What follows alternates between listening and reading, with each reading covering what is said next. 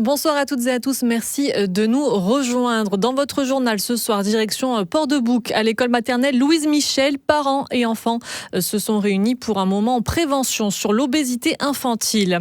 Il a quitté le Vieux-Port ce matin à Marseille, l'Actual Ultime 4, un des voiliers les plus rapides du monde. Nous avons pu monter à bord. Les touristes sont bien de retour dans la cité phocéenne, de plus en plus nombreux avec les beaux jours qui arrivent. Qu'est-ce qui rend Marseille si attractive? On leur a posé la question. Ce matin, notre fil rouge a fait étape à Port-de-Bouc, dans le quartier des Comtes. À l'école maternelle Louise Michel, élèves et parents ont clôturé l'opération Ratatouille et Cabriole, fruit du projet Septentrion. Ils étaient réunis autour d'un petit déjeuner équilibré pour sensibiliser à l'obésité infantile en forte augmentation. Rien de plus simple pour Rachida Boulkadid, diététicienne, vous allez l'entendre, ainsi que les enfants qui ont fait le plein de vitamines. Laver des tables et on devait manger ce qu'on voulait au déjeuner. Des raisins, une banane, des fraises, 2 morceaux de menthe de clémentine, je crois. Des pommes, des fruits, du yaourt et de l'ananas. Des graines là qu'on met dans le yaourt. J'ai mangé des grenades. C'était délicieux. Oui, c'était bon. C'est équilibré. Nous avons des actions de promotion de l'alimentation équilibrée, d'où le déploiement de ce projet Ratatouille et Cabriole. Ratatouille bien sûr pour la promotion de l'alimentation saine et équilibrée, et Cabriole bien sûr pour la promotion de l'activité physique. Alors c'était super pour les enfants, vous savez, petit déjeuner, il y avait beaucoup de choses, beaucoup de fruits, c'est pas tous les jours quoi. Ils ont goûté des fruits qu'ils n'ont pas l'habitude de manger. On essaie de le faire au plus souvent qu'on peut. C'est vrai que la vie après elle est plus compliquée pour intégrer ça. Mais il y a des petites habitudes qu'on peut prendre et qui peuvent s'organiser. Ah oui, à refaire, si l'école le refait, je reviendrai encore avec les enfants à refaire.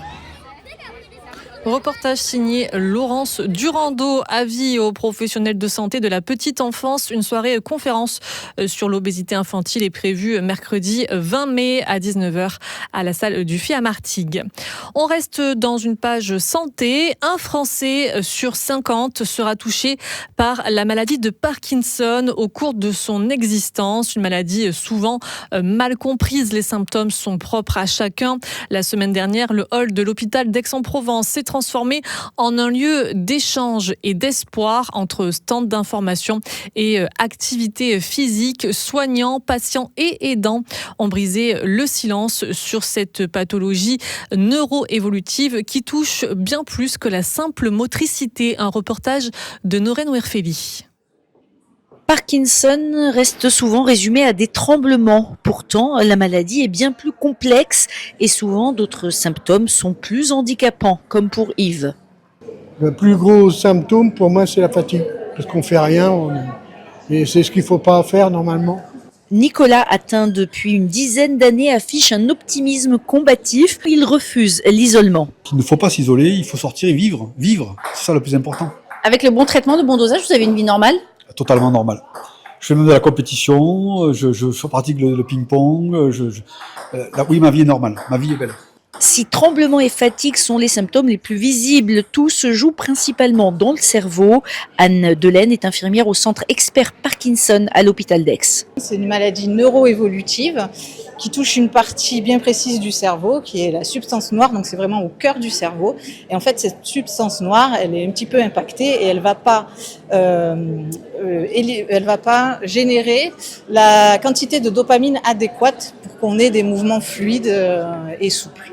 Le plus gros facteur, c'est le facteur environnemental, voilà, avec les pesticides, que ce soit pesticides alimentaires ou dans l'air, qui vont un petit peu inflammer cette partie et les neurones dopaminergiques vont se dégrader à cause de ces pesticides. Et cette maladie neuroévolutive touche plus que les patients, compagnons et familles. Ce que l'on appelle les aidants sont aussi les victimes silencieuses de Parkinson. Et pour s'informer, rendez-vous sur le site franceparkinson.fr. C'est le plus gros bateau de course au large. Il n'en existe qu'un seul exemplaire au monde. L'actuel Ultime 4 mesure 32 mètres de long et 23 de large. Ce multicoque renferme les dernières technologies. Il peut être piloté par un seul skipper malgré ses 14 tonnes. Il fait une tournée digne d'une rockstar en Méditerranée et a jeté l'ancre quelques jours dans le Vieux-Port, juste en face de l'hôtel de ville. Michel Montagne est monté à bord et a rencontré Yves Leblévec.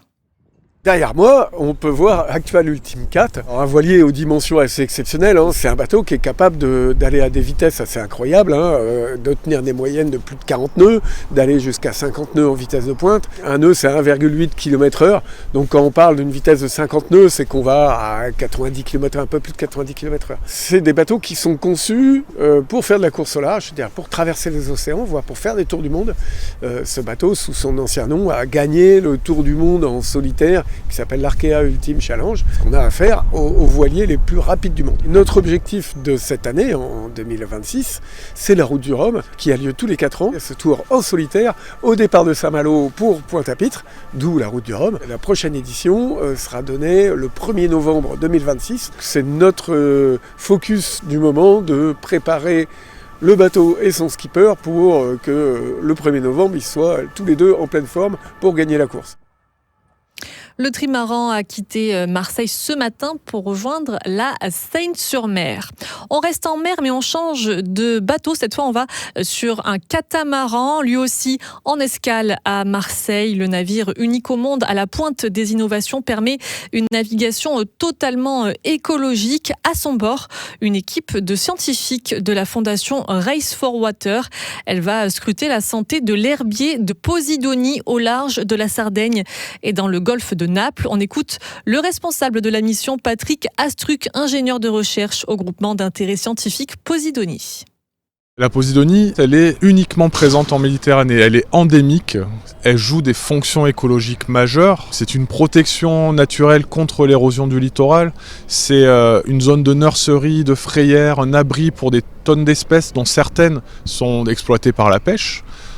C'est de la production d'oxygène, elle contribue à clarifier la colonne d'eau. Voilà, elle joue un rôle vraiment multiple, majeur pour l'homme. À bord, on va accueillir des chercheurs, nos homologues de Sardaigne et de Naples, qui vont nous accompagner sur les plongées. On accueillera aussi des acteurs locaux ou des décideurs, des politiques, où il y aura des événements aussi grand public qu'il faudra organiser pour combiner à la fois un projet de recherche classique avec en utilisant les particularités de ce bateau pour sensibiliser et communiquer sur les enjeux de la Posidonie et bien sûr la décarbonation du transport maritime.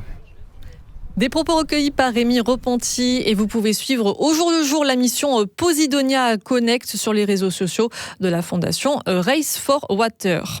Ils sont arrivés à Marseille en masse. Les touristes, les lieux touristiques se remplissent alors que les beaux jours arrivent. La deuxième ville de France est devenue une destination incontournable, une popularité qui s'accroît d'année en année.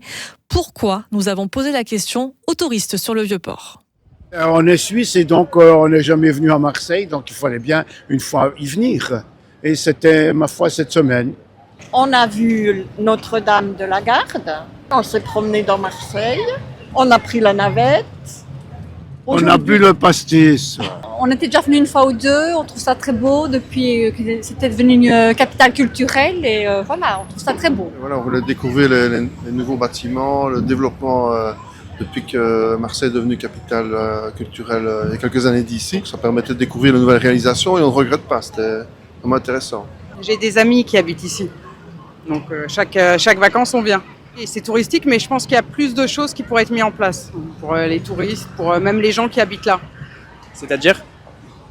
Plus de loisirs, de choses pour les enfants, à part venir au Vieux-Port, où il y a peu de... Moi je pense qu'il n'y a pas assez de choses... Des propos recueillis par Mathis Muru. L'Office de tourisme de Marseille a dressé un bilan plutôt mitigé des vacances d'hiver 2025 avec une baisse de la fréquentation imputée à la mauvaise météo, à la baisse du pouvoir d'achat ou encore à la concurrence des destinations neige. Merci d'avoir suivi cette édition. Demain, Sarah Le Guen sera aux manettes du JT et avant, dès 17h, vous retrouvez Enzo Buonalana qui vous fera vivre en direct le match des Marseillaises. Les féminines de l'OM affrontent Dijon au stade Francis Turcan à Martigues. Dernière rencontre de la saison. Je vous souhaite une très bonne soirée. La suite du programme arrive tout de suite sur Maritima.